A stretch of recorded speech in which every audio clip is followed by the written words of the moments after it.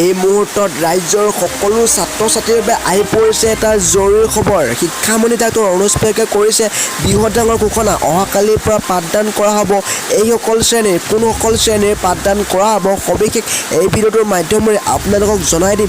সেয়েহে অনুৰোধ কৰিছোঁ ভিডিঅ'টো ফাৰ্ষ্টৰ পৰা লাষ্টলৈ অতি মনোযোগেৰে চাই যোৱাৰ লগতে কোনোবাই যদি এতিয়ালৈকে আমাৰ এই চেনেলটো ছাবস্ক্ৰাইব কৰা নাই তেওঁলোকক কৈছোঁ চেনেলটো ছাবস্ক্ৰাইব কৰি কাষত থকা বেল আইকনত প্ৰেছ কৰি ৰাখিব। তেতিয়াহে এডুকেশ্যনৰ লগত জড়িত নিউজসমূহ ডেইলি পাই থাকিব। স্বাস্থ্য বিভাগৰ প্ৰতিবেদনৰ বাবে কেবিনেটে ল'লে গুৰুত্বপূৰ্ণ সিদ্ধান্ত। আনলক স্কুল সোমবাৰৰ পৰা আৰম্ভ হ'ব 10ম শ্ৰেণীৰ পাঠদান। প্ৰতিটো শ্ৰেণীকোঠাতে থাকিব 30জনে শিক্ষাৰ্থী। অতিৰিক্ত ছাত্ৰ ছাত্ৰীৰ বাবে ছেকশ্যনৰ ব্যৱস্থা পৰ্যায়ক্ৰমে খোলা হ'ব আন শ্ৰেণীসমূহো। অসমৰ ক'ভিড পৰিস্থিতি ক্ৰমাৎ উন্নত হোৱাত আনলক স্কুল প্ৰক্ৰিয়া আৰম্ভ কৰিছে ৰাজ্য চৰকাৰে। স্নাতকোত্তৰ বা সম পৰ্যায়ৰ পাঠ্যক্ৰমৰ চূড়ান্ত ষাণ্মাসিক আৰু দ্বাদশ শ্ৰেণীৰ পাছত এইবাৰ 10ম মানৰ পাঠদান পৰ্ব আৰম্ভ কৰাৰ সিদ্ধান্ত গ্ৰহণ কৰা হৈছে।